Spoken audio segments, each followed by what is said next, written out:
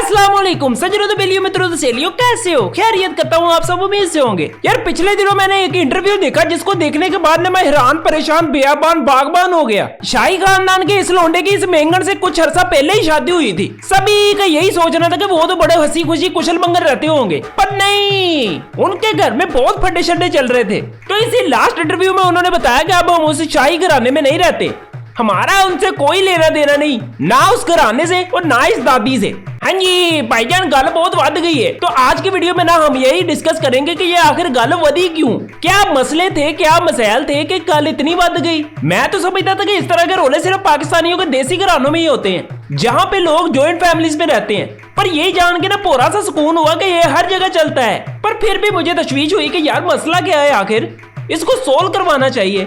आखिर ऐसा क्या मसला हो गया था कि एक नौब्याता जोड़ा अपने घर से इतना ही तंग आ गया कि इस खाला जी को अकेला छोड़ के जाके किराए के घर में रहने लग गए। मैं फटाफट गया, 150 का बैलेंस करवाया, पैकेज किया और कॉल की इन खाला जी को कि खाला जी आखिर क्या मसला हुआ है, इन्हें रोले वध गए। खाला जी ने कहा कि छाड़ी यारे गल अगर मुकी है ना तो इन्हों मुकी रहन दे, एवं गल फिर ना खोल, मैं फिर तत्ती हो जाना। मैं क्या खाला जी गुस्सा तो ना करो, पहले ताड़ियां एंड वालियां किस्तां चलन दियां, गुस्सा करके एवं तुसी भी लगे जाओगे। दसो तो सही होया की? खाला जी ने भी फिर बावां टंगिया और फिर कहती सुन। खाला जी ने अपना मुद्दा बयान करना शुरू किया, कहती कि ये सुबह 11-12 बजे उठती थी और मैं सुबह 8 बजे उठ जाती थी। मैं नाश्ता करना तो बैठी रहनी थी कि किदों मेरी नवी नो उठ के मेरे लिए चाह बनावे ते मैं नाश्ता करा। अगर कदी मैनू चाह बना के दे भी दिंदी सी, नाल मैनू पापे दे दिंदी सी। मैं सोचती थी कि शायद कोई अच्छा या नाश्ता मैनू बना के देगी, पर नहीं, खुद ਇਹਨਾਂ ਦੋਵਾਂ ਨੇ ਜਦੋਂ नाश्ता करना ਹੁੰਦਾ ਸੀ ਤੇ ਬਾਹਰੋਂ ਜਾ ਕੇ ਨਾਨ ਛੋਲੇ ਲਿਆਉਂਦੇ ਹੁੰਦੇ ਸੀ, ਭਟੂਰੇ ਨਿਹਾਰੀਆਂ ਚੱਲਦੀਆਂ ਹੁੰਦੀਆਂ ਸੀ, ਲੱਸੀ ਚੱਲਦੀ ਹੁੰਦੀ ਸੀ, ਮੈਨੂੰ ਚਾਹ ਪਾਪੇ। मैंने कहा खाला जी कोई गल नहीं, इन्नी उन्नी की हो ही जाती घरां विच, फेर की गल होई। मैंने कहा खाला जी चलो कोई गल नहीं, बच्चे है समझ जाणगे, ਤੁਹਾਨੂੰ ज्यादा अगर भुख लगी होवे तो चलो कोई गल नहीं, 2-4 दिन तुसी आप नाश्ता बना लो। खाला जी ने मुझे बोला कि हाँ आ केड़ी गल करन दे, मैं तेरे एक लैपड़ मारना, मैनू किन्ने नफला दा सवाब, मैनू की फायदा नवी नो घर लिआंदा जे मैं नाश्ता आप ही बनाना सी। मैंने बोला चलो खाला जी कोई गल नहीं, नाश्ते दा मसला सी। कहनी नहीं होर सुन। खाला ने कहा कि ना इनू हाडी रोटी करनी आंदी, ना इनू रोटियां पकानियां आंदियां, कदी मिर्चां तेज, कदी मसाला तेज, कदी नमक घट, कदी कुछ। मैंने कहा चलो खाला जी कोई गल नहीं, नमक दा घाटा वाधा होंदा ही रहिंदा, ओदा केड़ा अपना होटल सी या तंदूर सी जिथे रोटियां लांदी सी। खाला ने मुझे कहा कि तू बहुती जुगतबाजी ना कर, मैं तेरी धुनी च डुडा मारना। मैंने खाला से कहा चलो ये तो हो गया, और सुनाओ। खाला जी कहती कि मैं ठीक, तू सुना। मैंने फिर खाला से कहा कि हाल नहीं सुनाना, अपनी नौ दी गल सुना। खाला ने फिर आगे से कहा कि हाँ ले फिर और सुन। खाला ने कहा कि रात को ये चुप करके कल्ले शॉपिंग पे निकल जाते थे, मुझे ये लिफ्ट ही नहीं करवाते थे।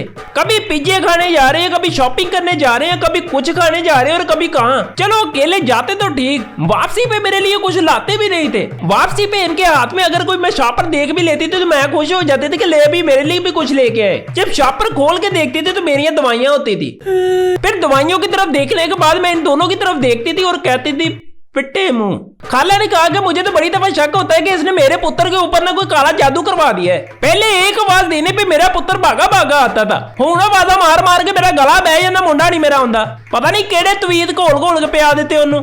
उसके बाद मैंने फोन काटा और कॉल मिलाई मेगन मार्कल को। मैंने सोचा कि दूसरी तरफ का बयान भी तो सुने कि वो क्या कहते हैं, पर प्रिंसेस मेगन मार्कल का बयान बिल्कुल मदरादब था। प्रिंसेस मेगन मार्कल ने कहा कि मेरी सास मुझे सुबह फजर वेले उठा लेती थी और जो घर की सफाइयां करवाना शुरू होती थी हटती ही नहीं थी। कभी स्टोर रूम साफ करो, कभी घर साफ करो, कभी किचन साफ करो, मुझसे सफाइयां करवाती रहती थी। और इनका टब्बर इतना बड़ा था ना कि मारिया नहीं मुकता। सभी के लिए मुझे नाश्ता बनाना पड़ता था और अब नाश्ता बना के मेरे हाथ विंगे चिब्बे हो जाते थे। और अपनी सास के लिए जब मैं फिक्की चाय बना के लेके जाती थी तो वो कहती थी कि मुझे मिट्टी भी नहीं है, और जब मैं मिट्टी बना के लेके जाती थी तो वो कहती मैं फिक्की भी नहीं है। प्रिंसेस मार्कल ने मुझे कहा कि तुम ही बताओ व्हाट द यक इज दिस मैन। मैं कहा हाँ बहना गल तो सही वैसे।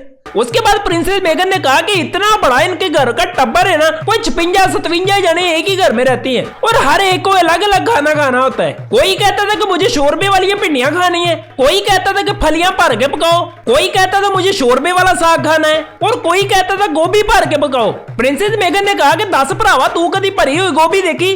मैंने बोला कि नहीं भैना मैं तो नहीं देखी।